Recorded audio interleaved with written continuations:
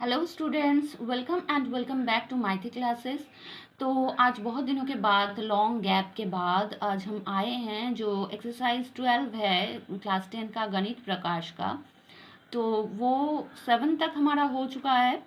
हम आज नंबर 8 से कंप्लीट करेंगे। Before that please subscribe my channel and share it. देखो बेटा, ये जो गैप होता है ना, ये थोड़ा सा ऐसे लगता है कि नहीं चलो छोड़ो, मगर अगर सब्सक्रिप्शन होता रहेगा, अगर तुम लोग शेयर करते रहोगे, थोड़ा सा इंथू मिलेगा, थोड़ा सा कमेंट मिलेगा, तो एक इंथू आता है, एनर्जी आता है कि हाँ चलो वीडियो बनाते हैं।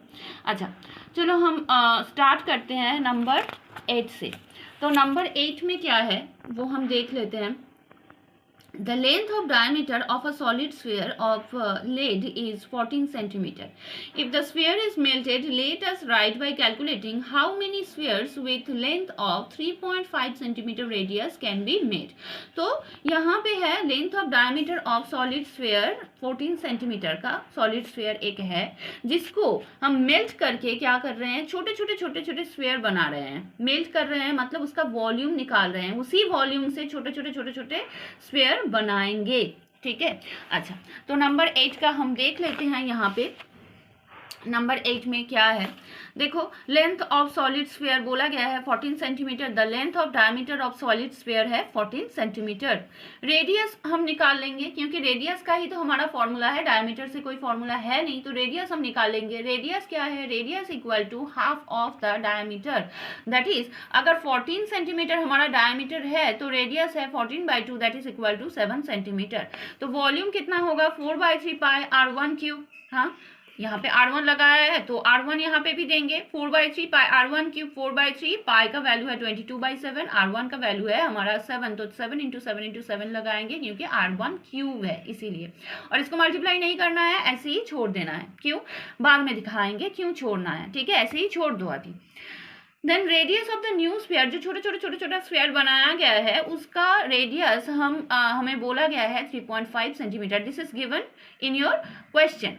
ओके, तो इसका भी वॉल्यूम निकालेंगे 4/3 पाई R2 उसका होल क्यूब। तो R2 की जगह पे हम लिख देंगे 3.5 3.5 3.5, बिकॉज देयर इज क्यूब, तो 3 टाइम लिखेंगे। ठीक है, इसको भी ऐसे ही छोड़ दोगे। ओके, नाउ देखो, बोला गया है कितना स्फीयर बनेगा। एक बड़ा सा स्फीयर है जिसको मेल्ट करके एक छोटा सा स्फीयर बनाया जा रहा है। कितना ये छोटा सा स्फीयर बनाया जाएगा वो हम कैसे, हमें पता चलेगा। एक बड़ा सा स्फीयर जिसको मेल्ट करके हमने उसका वॉल्यूम निकाला है, छोटे स्फीयर का भी वॉल्यूम निकाला है, मगर वो वॉल्यूम में कितना छोटा स्फीयर का वॉल्यूम आ जाएगा वो हम देखेंगे।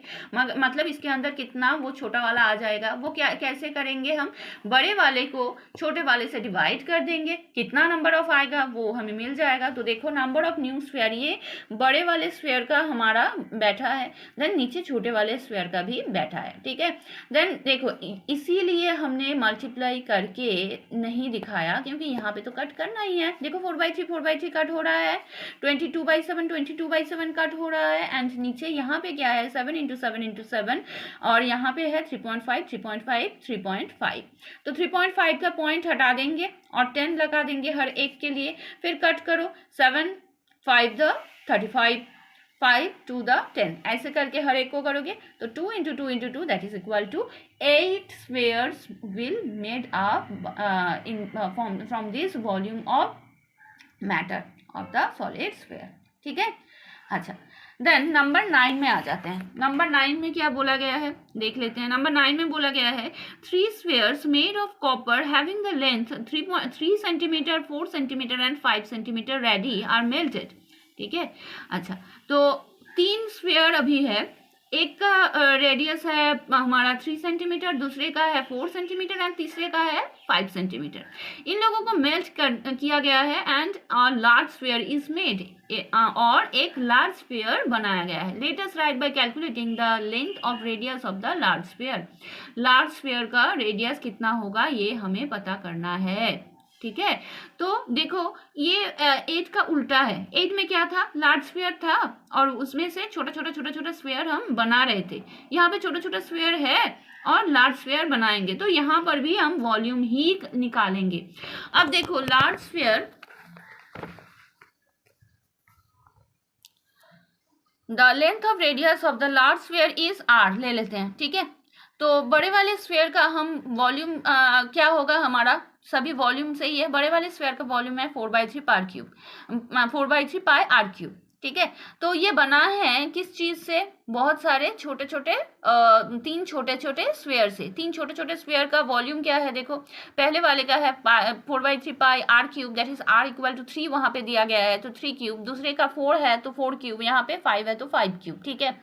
और तीनों का वॉल्यूम मेल्ट करके इकट्ठा करके बनाया गया है ना ये, तो प्लस बैठेगा, ठीक है।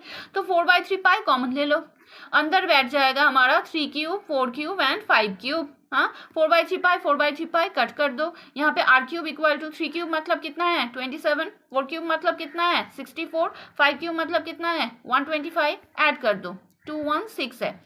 तो R cube equal to 6 into 6 into 6, R equal to 6 centimetre. तो the length of radius of the large sphere is 6 centimetre. तो बच्चे हम नंबर 10 में आ जाते हैं। नंबर 10 में बोला गया है the length of diameter of base of hemispherical tomb is 42 decimeter. Let us write by calculating the cost of coloring the upper surface of the tomb at the rate of 35 per square metre. तो देखो यहाँ पे है हमारा decimetre and यहाँ पे है पर स्क्वायर मीटर। तो डेसीमीटर में जो निकालेंगे उसको स्क्वायर मीटर में कन्वर्ट करना पड़ेगा, स्क्वायर डेसीमीटर में जो निकलेगा। और निकालना क्या है, cost of colouring the upper surface of the tomb, hemispherical tomb का upper surface that is CSA curve surface area हमें निकालना है, ठीक है। अगर कोई प्रॉब्लम है फॉर्मूला समझने में तो पहला वाला जो वीडियो है स्फीयर का पार्ट 1 वाला वो देख लोगे, ठीक है। अच्छा, तो नंबर 10 में यहाँ पे आ जाते हैं। नंबर 10 में देखो the length of the diameter of the base of the hemispherical tomb is 42 decimetre, ठीक है। तो रेडियस कितना होगा बेटा 42/2 that is equal to 21 decimetre, हाँ होगा ना।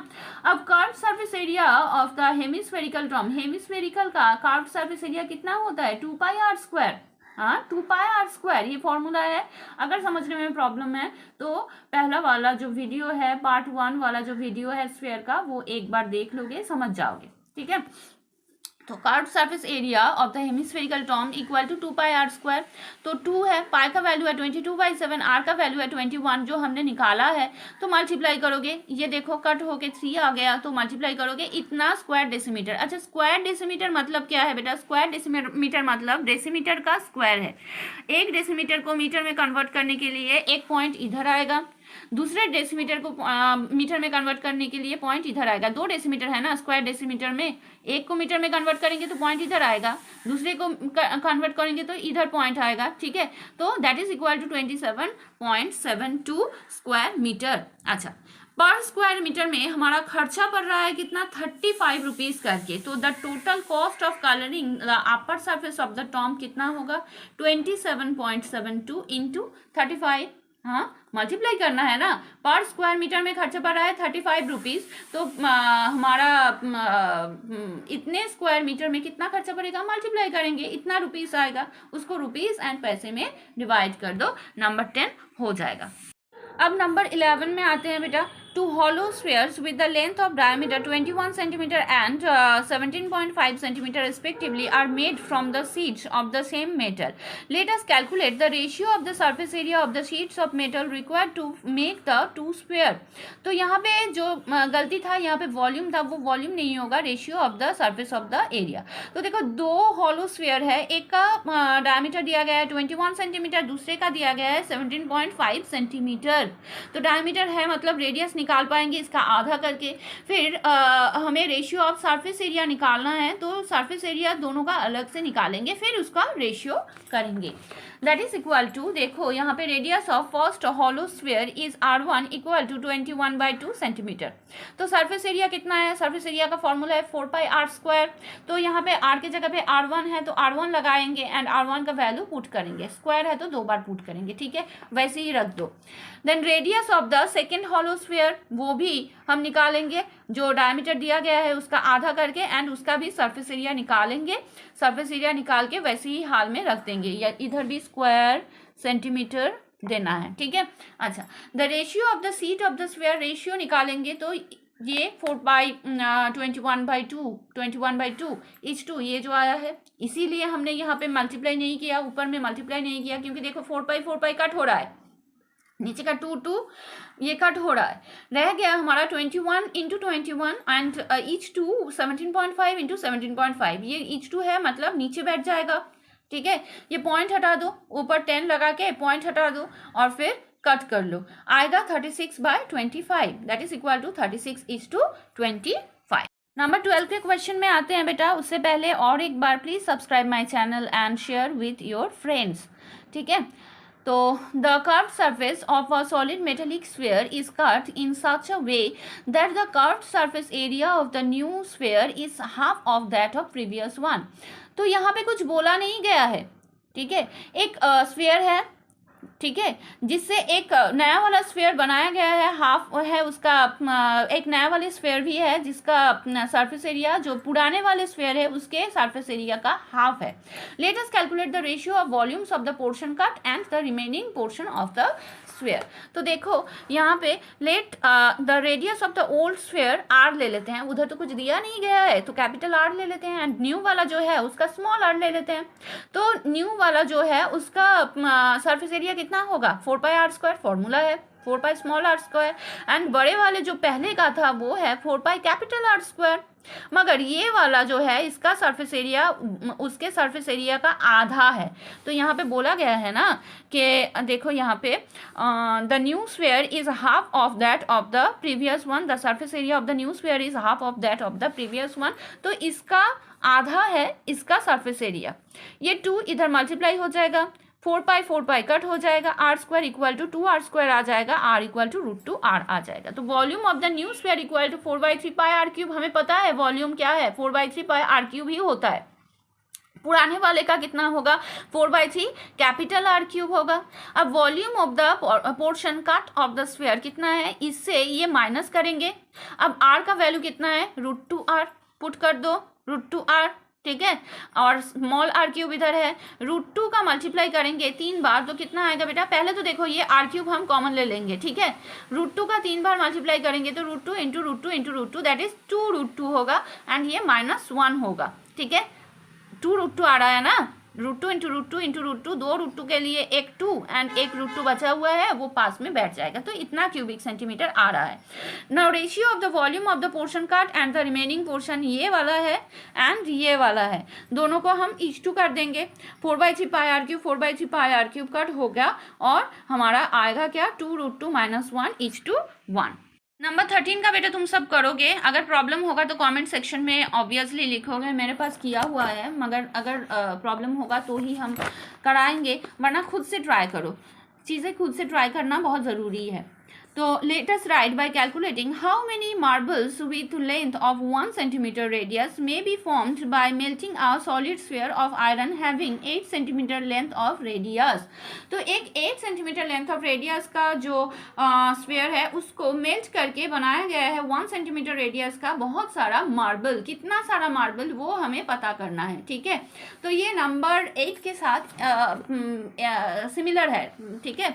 तो the radius of solid sphere क्या है, जो बड़ा वाला है R1 ले रहे हैं उसका 8 सेंटीमीटर है, वॉल्यूम कितना होगा, उसमें भी वॉल्यूम ही निकाले थे, ठीक है, देख लेना एकदम सिमिलर है। तो इसका भी वॉल्यूम ही निकालेंगे, जब भी मेल्ट किया जाएगा ना तो वॉल्यूम निकाल लोगे, ठीक है। वॉल्यूम निकाल लिए 4/3πr1³ करके क्यूबिक सेंटीमीटर। अच्छा, the radius of each marble क्या है, 1 सेंटीमीटर गिवन है, तो उसका भी वॉल्यूम हम निकाल लेंगे, ये भी क्यूबिक सेंटीमीटर इधर लिखना है, रुको, क्यूबिक सेंटीमीटर लिख लिया। अच्छा, तो एक बड़ा वाला स्फीयर है उसको मेल्ट करके छोटा वाला कुछ बनाया जा रहा है, कितना आएगा, उसी के वॉल्यूम में आएगा ना, तो n नंबर ऑफ आएगा, इसको बड़े वाले को छोटे वाले से डिवाइड करने से हमें मिल जाएगा। तो the number of marble can be made, ये बड़े वाले को ऊपर बिठाए हैं, छोटे वाले को नीचे बिठाए हैं, ठीक है। तो 4/3 कट हो जाता है, 22/7 कट हो जाता है, 8³ 1³ रहता है, 1³ का तो कोई वैल्यू है नहीं, 1 ही होता है, 8³ that is equal to 8 × 8 × 8 that is equal to 512। तो बेटा यहाँ तक था आज हमारा तो please again and again I am telling you, subscribe my channel and share it. इन्थू मिलता है थोड़ा सा कि ये गैप ना हो, जल्दी जल्दी हम वीडियो बनाएं, एनर्जी मिलता है थोड़ा। और बेटा इसके बाद हम हाइट्स एंड डिस्टेंस कराएंगे, ठीक है? तो stay connected with my channel. Have a nice day ahead, bye bye.